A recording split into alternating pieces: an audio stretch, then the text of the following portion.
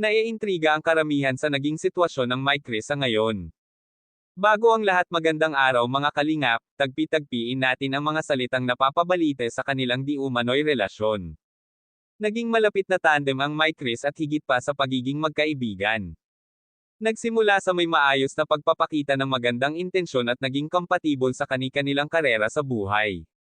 Higit sa lahat, mas makikitaan ng may mataas na potensyal si Cristo, maraming pang kayang gawin at ipagmalaki sa nakararami. Kahit anong tatahakin ay kayang-kaya nitong ipakita sa tao na hindi siya mahina. Pero lahat naman tayo ay may kahinaan, lalo na kung hindi na kinakaya. Bilang kilala natin ang naging pagkatao ng Mike Chris, may mga hindi tayo alam tungkol sa totoong pagkatao ni Krista at ni Mikoy. Bihira lamang na maipakita ito nila sa publiko, sino ba naman ang mag-aakala na masaksihan natin ang pagiging pakitang tao lamang. Kahit sino naman ay hindi ito ibubunyag kahit na mayroon kang ugaling ganito.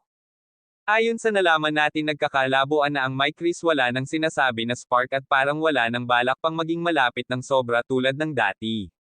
Halos lahat ay nagiging tahimik na sa social media. Dahil wala nang gaanong pinapalabas ang Mike Chris, bihira na lamang ang mga napapanood tungkol sa kanila. Nalulungkot man ang iba, pero alam natin na may naihatid na magandang bagay sa atin ang Mike Chris. Kahit papano magsisikap sila sa pansarili nilang ganap sa buhay. Tulad ni Krista, ang laki ng pag-iba niya, mula sa itsura pati na sa kanyang attitude, may mga kapansin-pansin rin na hindi maganda sa paningin ng ibang tao.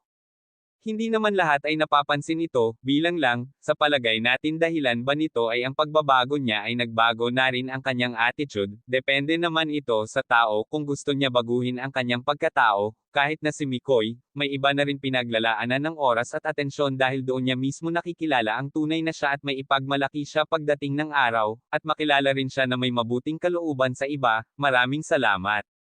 Pakisuportahan po ang aking channel at sa lahat ng bumubuo ng Kalingap.